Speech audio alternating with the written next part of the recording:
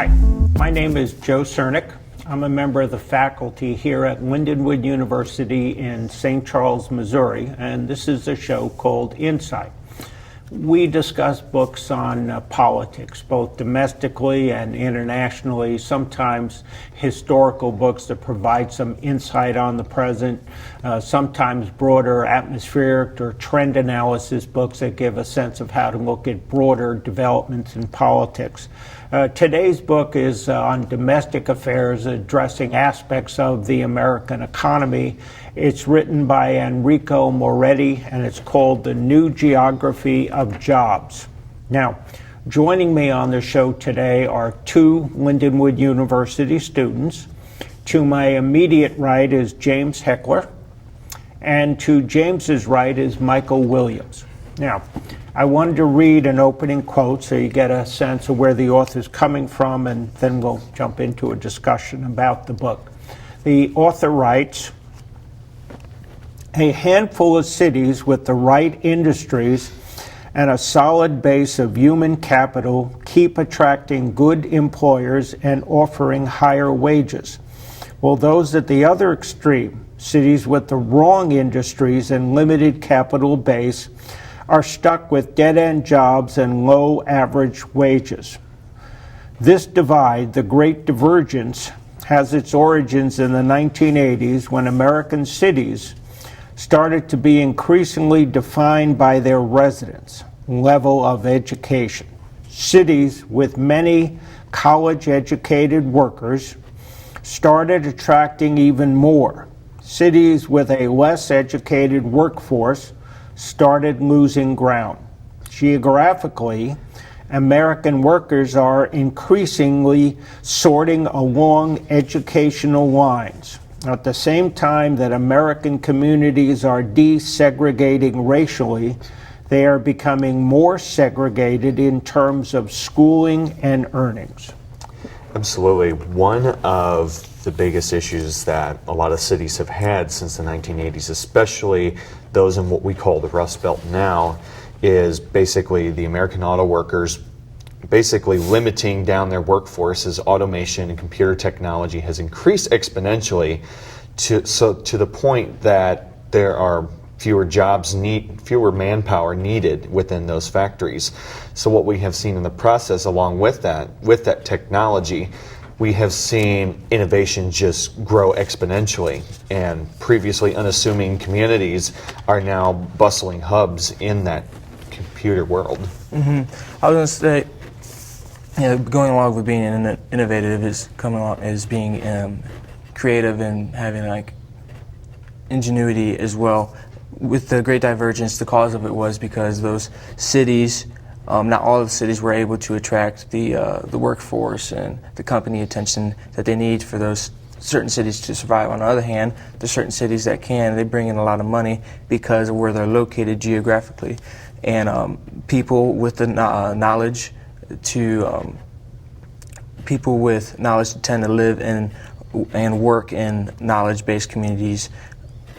Were part of that Great Divergence, because like we went to before, it was cities not located in geographically beneficial places where the companies wouldn't succeed, but in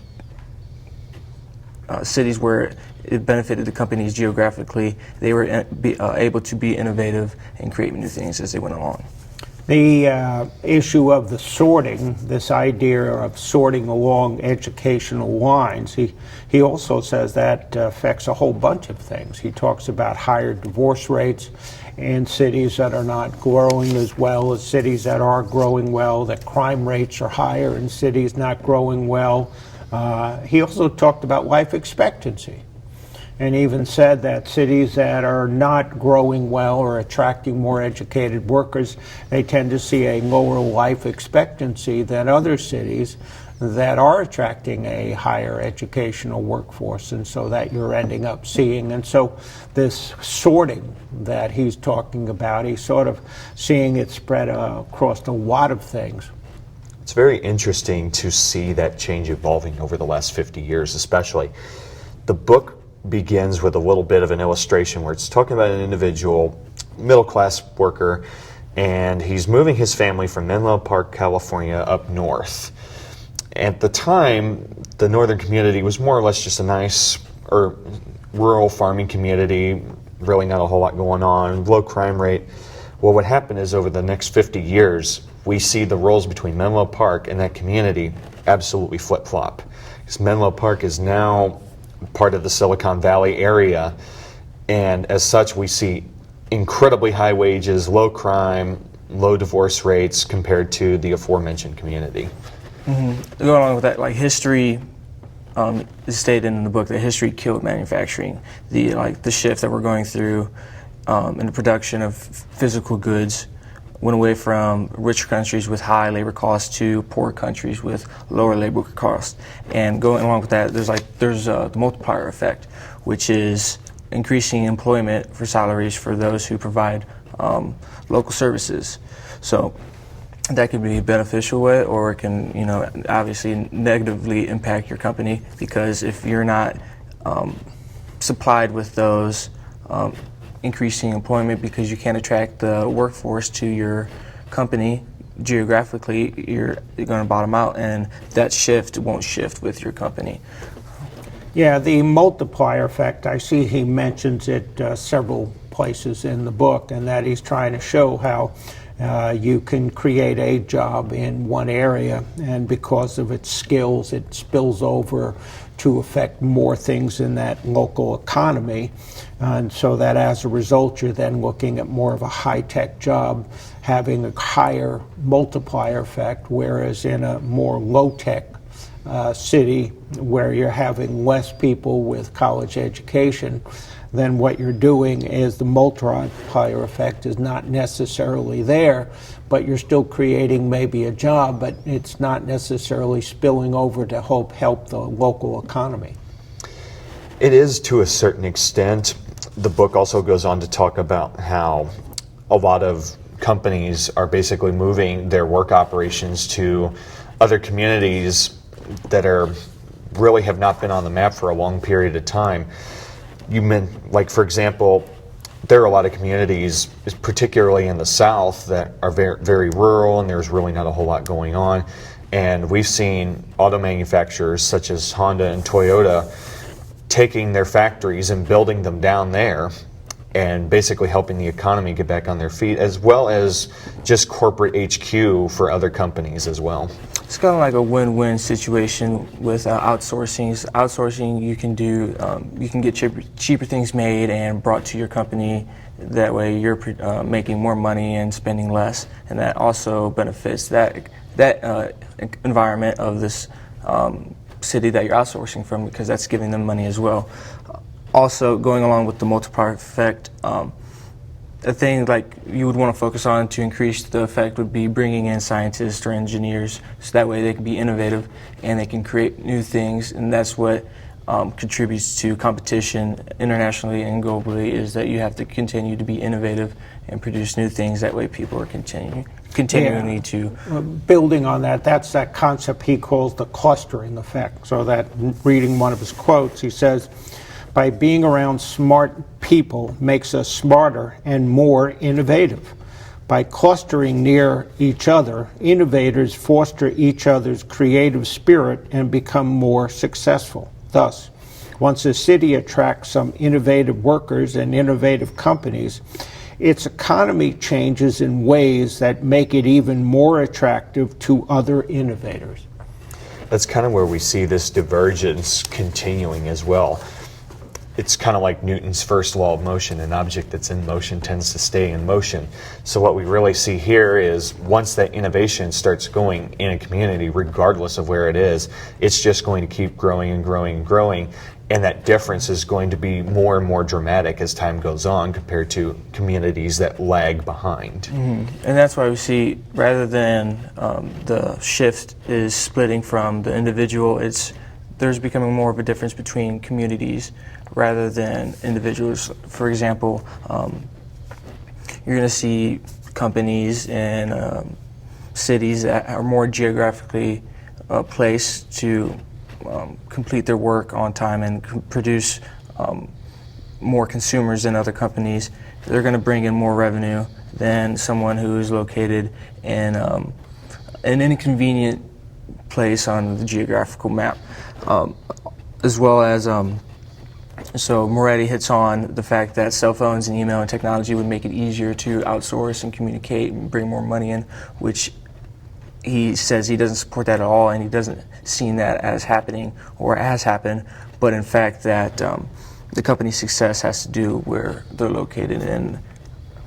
The idea, even though the book is on the United States or the American economy and seeing these shifts, it's interesting how he was saying this he sees in other countries as well. So he talked about China, is what he said, and I thought this was interesting. He said in China, Shanghai has reached a per capita income close to that of a rich country.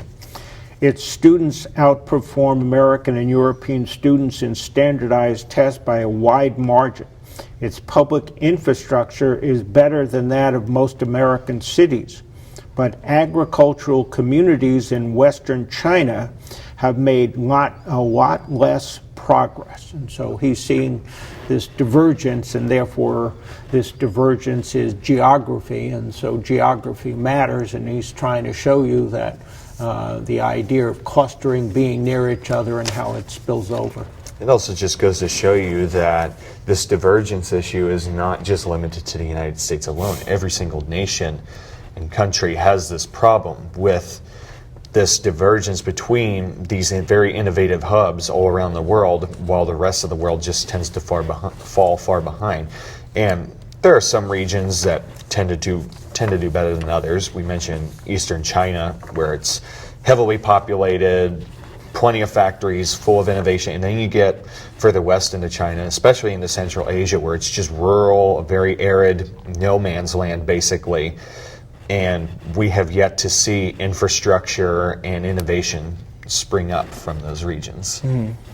Speaking with China, having them be so close together and clustered, it's going to be easier for them to be more innovative, and that includes manufacturing, developing new forms of technology, whether it be medical or even technological, like for the cameras that we use. So having them be located in a more clustered area is going to give them beneficial, even if their geographical location isn't as ideal as you want it to be. Since they're more clustered together, they're going to have a higher probability of being more innovative than less clustered areas, like you said, with East Asia. Yeah, he was talking about how manufacturing in America is going to continue to lose jobs. And so he's pointing out the idea that he says 372,000 manufacturing jobs lost every year since 1985. He's expecting that to continue. And so he's saying the importance of these other types of jobs, high-end tech jobs, is what's needed in order to grow the economy, not more manufacturing jobs. And so he says if you take a look at the salaries that are stagnant, they're often associated with the manufacturing sector, which you would sort of generally call the Rust Belt jobs. And so as a result, obviously he's trying to lay a foundation for what these cities that are losing ground need to do to sort of bring about changes. One of the biggest issues with manufacturing jobs, especially in today's world, is the fact that a lot of these jobs are very automated, and there's a lot of innovative computer technology being used on these assembly lines. I know for one, I work on an assembly line myself, and I can tell you that there really aren't a whole bunch of people working next to me. We use a bunch of computerized tools and power equipment to get things done, and it really bumps up the productivity of these manufacturing jobs. It said somewhere in the book that the average worker who worked in a factory back in the 50s, early 50s, would probably make, on average, the equivalent of about 4 cars per year. Whereas nowadays we're seeing that figure being up to almost about 30 cars per year. Mm-hmm. Going along with that, today's way of living is very much around technology, being with like automotive manufacturers. Everything's with machine. Now, going off that, the manufacturing employment in 1978, before we know the shift was the manufacturing employment was at a peak, and it was almost at 20 million. And now, since I think it's gradually merged into being more focused around technology. There's been so many developments, and that's why we have to focus on being so innovative around tech itself, just in general, because of that's where people's focus are for innovative concepts. Is just what can I create technology-wise that hasn't been seen before. The sort of the irony, I thought, of the book, since President Trump spends a lot of time sort of criticizing trade issues and that the United States is losing ground to countries such as China, is that the author's trying to say, no, let's take a look at this competition with China from a geographical point of view within the United States. So he's got a quote here. He says, firms facing Chinese import competition tend to react by upgrading their technology. They buy more computers, spend more on research and development, take out more patents, and update their management policies. The irony is that this external threat has become an important driver of productivity gains for American companies and therefore economic growth for the country. But then he's only focusing that on certain geographical areas within the United States. One of the biggest examples of this are the Walmart stores. A lot of these stores sell very low price Chinese-made products, especially electronics. And what we have is we're starting to see this springing forth of innovation of sort in these previously otherwise just backward areas of the United States, especially in the South, where it's poor communities. But now these poor communities, thanks to these cheaper made Chinese products, have access to innovation and technology right there in their own homes. Mm-hmm. Yeah, the Walmart effect I thought was interesting because he's trying to show that in a poorer community, so the geographical issue, that you find a lot of the people that are consumers buying more Chinese-made low-end products that don't cost too much. However, when you move to a higher-end community, again, where you see this clustering and higher educational levels, personal services become more important. So the personal services are less exposed to foreign competition than is the case in a lower-income community. Hence the idea that, again, if we're borrowing on President Trump's idea that the United States has to be worried about competition from China, it's not everywhere in America, but it's some places more so than others. I think that has to go along with, again, being where we're looking at geographically. If a company isn't thriving and they're in a certain geographical place, the likelihood of them being more innovative than another part of the U.S. where it's more geographically benefited and the area is more populated, they're going to thrive more than the other companies located in the South. For example, in terms of how being innovative as well. And then kind of like going along with that, I know I have this quote here. It says, one of the paradoxes of globalization is that the very people who have been hit the hardest in terms of jobs have gained more as consumers, and which is known as the productivity paradox. So I find that funny because you look at the people who have been not in these geographically fit areas that have been hurt or damaged by like the innovation, but then we see with this shift in like the new upcoming like innovation, they're benefiting because as consumers.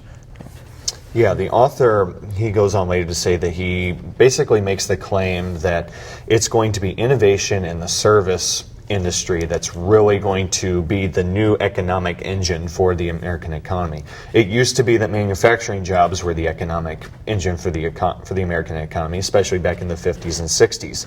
But now, in I guess what some economists would describe as a postmodern economy, we see this rise of services, and it's really just exploded off, not just with computers, but in other services as well. He even went so far as to mention that even yoga is now currently a multi-billion-dollar industry every single year. Yeah, the way, and these are good quotes, I think. So he talks here about productivity. He says, if production keeps increasing, how come manufacturing jobs keep disappearing? The reason for this apparent contradiction is that thanks to the technological improvements and investment in new and more sophisticated machinery, U.S. factories are significantly more efficient than they used to be, so fewer and fewer American workers are needed to produce the same number of goods. Today, the average factory worker in the United States makes $180,000 worth of goods each year, more than 3 times what he produced in 1978. And so, again, one of the points he supports, something that Donald Trump has wrong, is that Trump is saying that it's foreign competition that is leading to the loss of most American jobs. And a point he makes, made elsewhere by other economists, is it's technological change that's really the thing that is threatening a lot of, say, manufacturing jobs in America, and that with that technological change, we're seeing this shrinking of the manufacturing worker base. Right. As you said, Donald Trump really thinks that outsourcing is the biggest issue facing American workers today. And like you said, that's really not the case. Fortunately for Donald Trump, and I know he will definitely capitalize on this, is the author talks about there may be a small chance for a reemergence of factory work of some sort. And the reason behind that is because wages are increasing in China right now as a result of this prosperity. And since most companies are profit-driven, they're going to try to go to areas that basically have the lowest wages possible, and they can maximize on those earnings as well. So we may see a very small amount of factory work returning back to the United States from China, but I really don't see it being that big of a deal. Especially considering the improvement of technology, and we continue to be innovative. It's like we're going towards our own demise, kind of.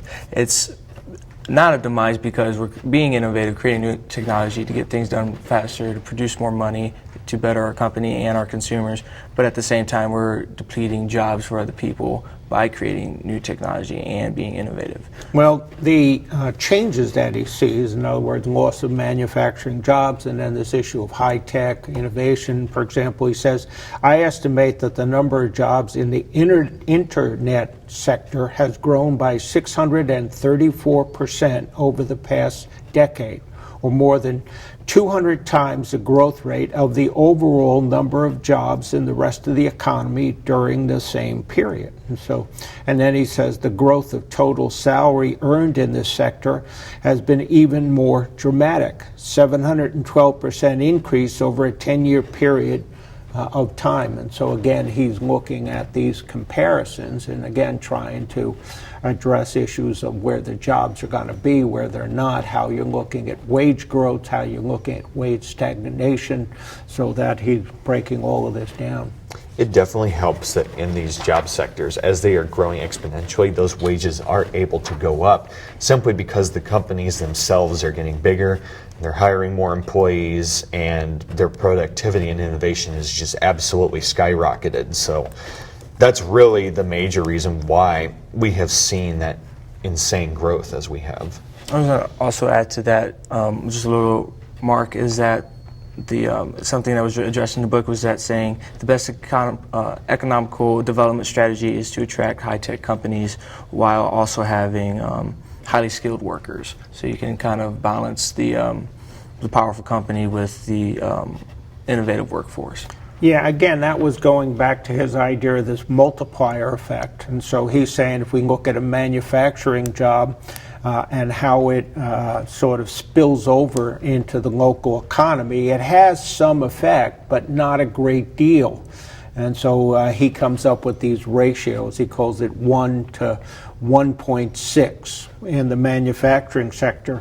But when he's taking a look at high-end tech jobs, he says it's a ratio of 1 to 5. So it's a significantly higher factor of a spillover that is leading to more things occurring in the economy, which again is why he's saying, where do you want to be a waiter? Do you want to be a waiter in a city that is dependent on the old economy, or do you want to be a waiter in a city that is dependent on the new economy? And so a waiter in a city with the new economy is going to be making more money, hence they have more money, so they're going to put more money into the local economy, so that this is how he's looking at sort of these multiplier effects in different places. What's really interesting, and this is something I found rather interesting in the book, is we have seen in some communities an emergence of local manufacturing, where basically small craftsman-like factories are springing up, and these companies are able to like deliver high quality products, really small volume, but we've seen that exponential growth. One example is in San Francisco, in the wake of the old Levi's factory there. And in San Francisco, we've seen a lot of small factories spring up in that area where we have craftsman jeans, you have high-tech, shoot, I had a thought there. Yeah, go ahead. Well, I understand. Yeah, you have high tech because as a result, you're seeing the spillover from other innovative developments. Now, we only have a few minutes left, so looking at this book, do you recommend it for the viewers? Do you think they'd enjoy getting something out of it? I would really recommend it. I think a lot of people are out of touch with what's going on in the economy, and this book really gives a good, honest insight as to what is going on, especially as we see the emergence and continual growth of the innovative industry and the decline of these factory jobs. Politicians tend to jostle words around, basically say, oh, you know, we create more jobs, or these jobs are being lost. It's really more or less a delicate balance and a somewhat decent transfer between the old manufacturing way of driving the economy versus now with innovation and the internet. I would also suggest it too, because it's a reality check for what's happening, what's gradually started to happen here in the United States as well as, globally. Going back to globalization, everyone is trying to be innovative. That's the point of being competitive in the economical world. You have to be, or the technological world, you have to be innovative to increase your consumer market and as well. So I would think, yes, reading this book would definitely be beneficial. It can give you more insight on how our economy works as well as foreign economies, and how to be more innovative and how to combat that. Yeah, I think it's a good book, and I think it gives some insight. Certainly they show how actually developments in China at times can benefit the United States, or developments in India can benefit the United States, depending on where you are in the American economy. So it's a very good book. Thank you for joining us today.